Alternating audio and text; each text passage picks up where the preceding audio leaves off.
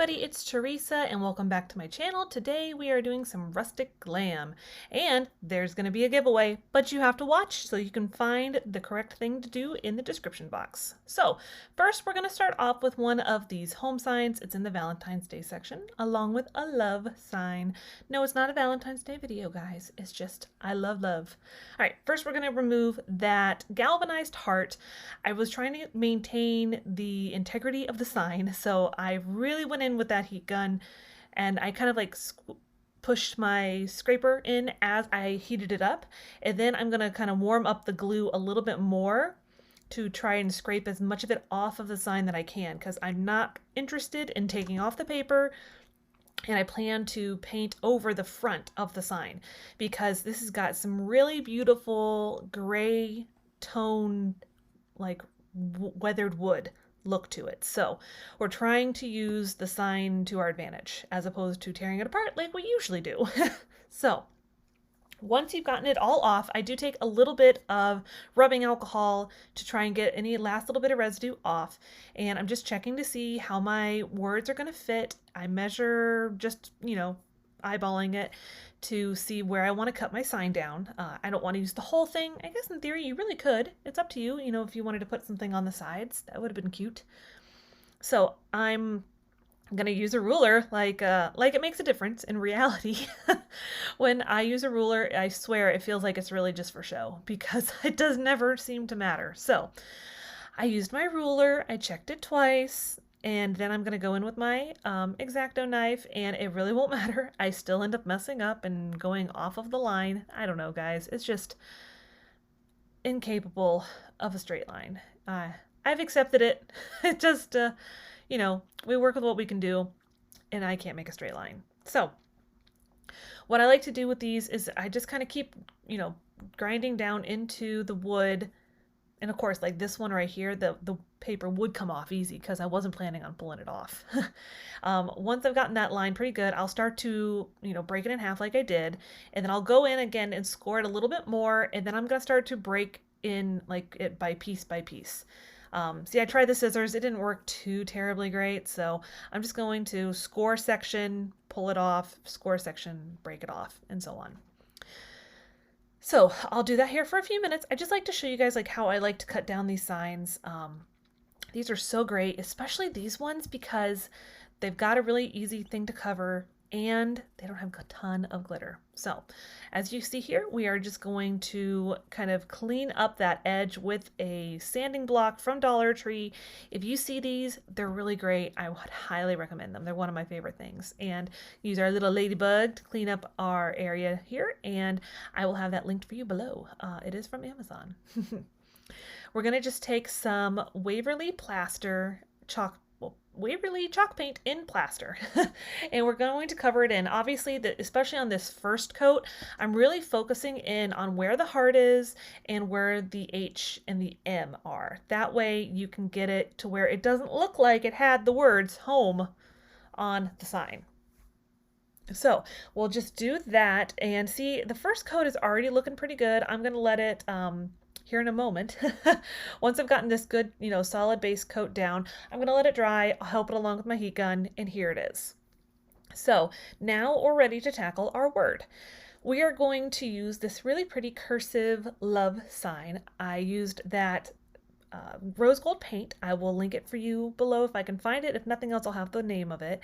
And I'm gonna trim that in this pearl bead strand. I remember correctly, I used this a lot on my previous Glam Rustic video, and I couldn't find the link for it, so you're just gonna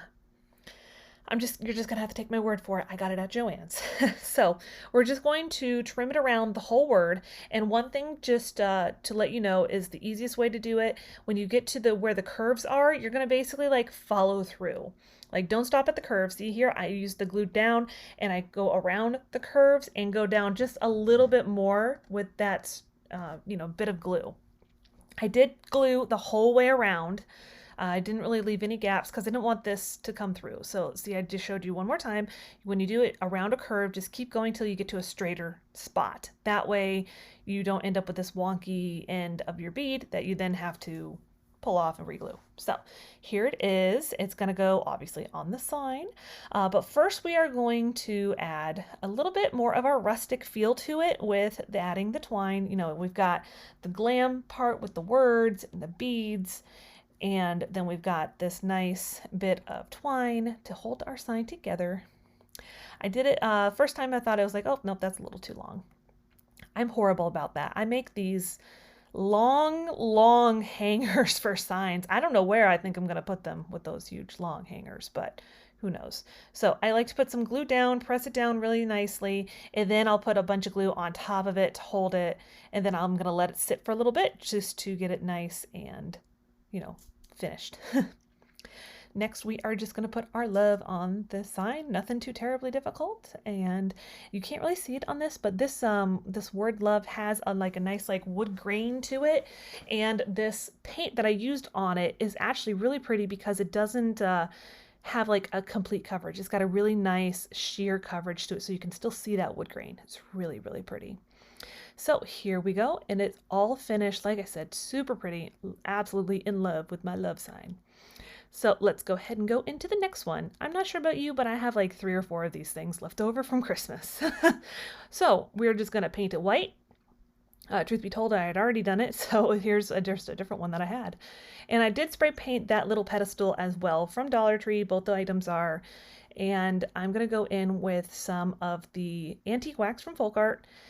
And at first I do it and I'm like, oh, it's a little too thick. And what's nice is, you know, these pedestals have like a nice glossiness to them, even after I spray painted it. So it's really easy just to put down your wax. If you don't like it, if it's too much, you just smear it around. I got the idea of adding the antique wax to this little pedestal from Sammy from Unicorn Dust Design. I saw her do it and I was like, oh, that's a good idea. Store that in my memory bank for another time. I'm really rather proud of myself that I remembered that that's where I saw it from. So, and also if it dries a little bit down, you can either use water or you can use rubbing alcohol if you need to, you know, like clean it up a little bit or anything like that. So, and you're also, I just did it to kind of the outside bottom part of it. I don't know why I did it around the rim right there because you're not going to see it. I'm really not sure. Who knows, guys? Who knows? All right, so now that little guy has gotten its nice little bit of antiquing, and now we're going to add some twine to the bottom. Again, if you watched my previous one, my previous Rustic Glam, we kind of doing a little bit of both elements. You know what I mean? Like we're just using a little bit of glam, a little bit of rustic to give us that nice little like mesh of it, a nice fusion, if you will.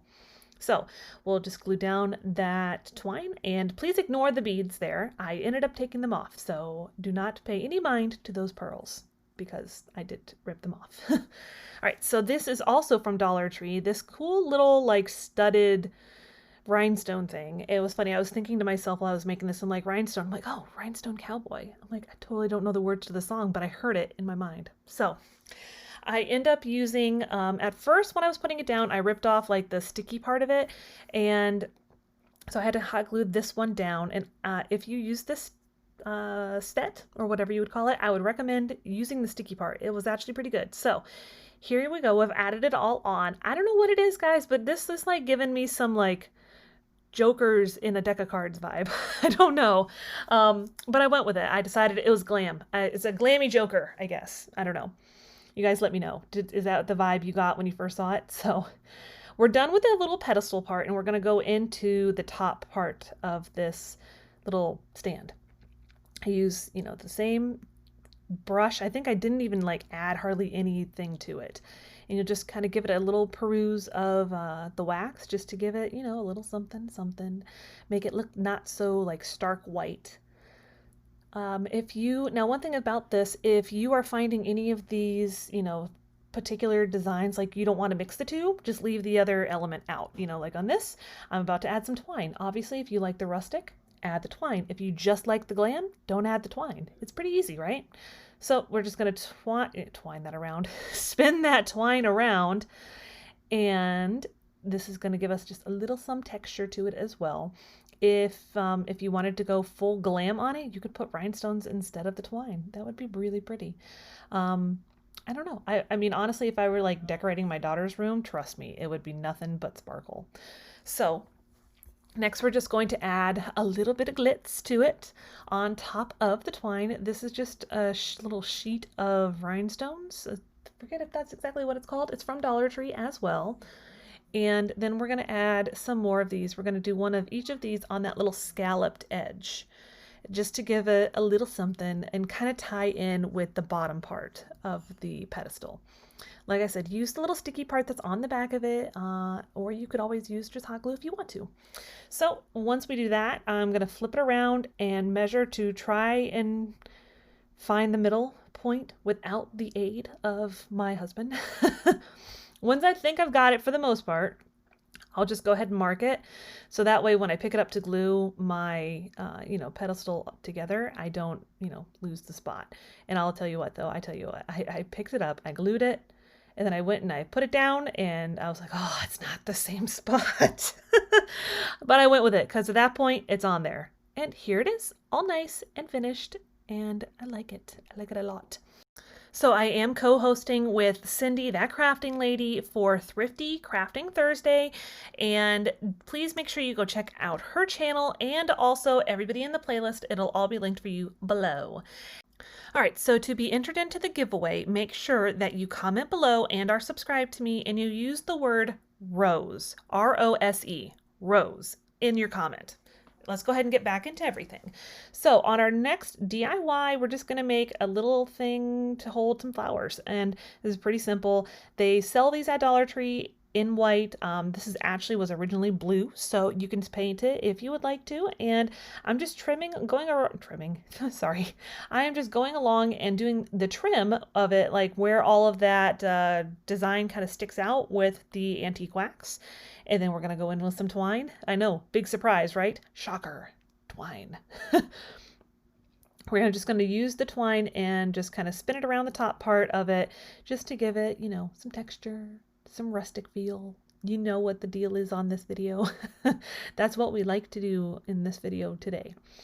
So you'll just finish that off, and then it needed a little glam, of course. We're just going to use some of these glass beads. They're in kind of like a pearlescent look, a pearl, if you will. And I'm just going to put it in kind of where the little divot is. Afterward, I thought like, oh, it would have been pretty to put it on the edges. Here it is. Really pretty, really finished. And on to the next one. I got this lovely square glass candle holder. We sprayed it rose gold because I love rose gold. We're going to put some twine on it. Do you sense a theme here, people? So put our twine up on the top. That's kind of the way it is for me on this video. Twine on the top, twine on the bottom somewhere. And then we're going to go ahead with that sanding block. The rougher side is easier. I just sprayed the heck out of this thing. So like that paint just didn't want to come off. It's just a rose gold, spray paint. I'm going to just kind of give it this really nice distressed look, and I wanted some of the glass pulling through because I am going to put some lights in this and it's going to be really pretty. I know these things because I've already done it as I'm talking to you right now. So just kind of going over it, just making sure that I've got any little spots. I wanted definitely to get like all the corners, and you can kind of see from this angle, there's quite a bit of area showing. And then we're going to go ahead and add some, oh, nope, I changed my mind. That's right. I was like, wait a minute, I don't remember that.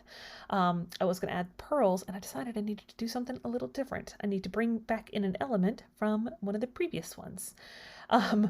Sorry, I'm in a weird mood tonight, apparently.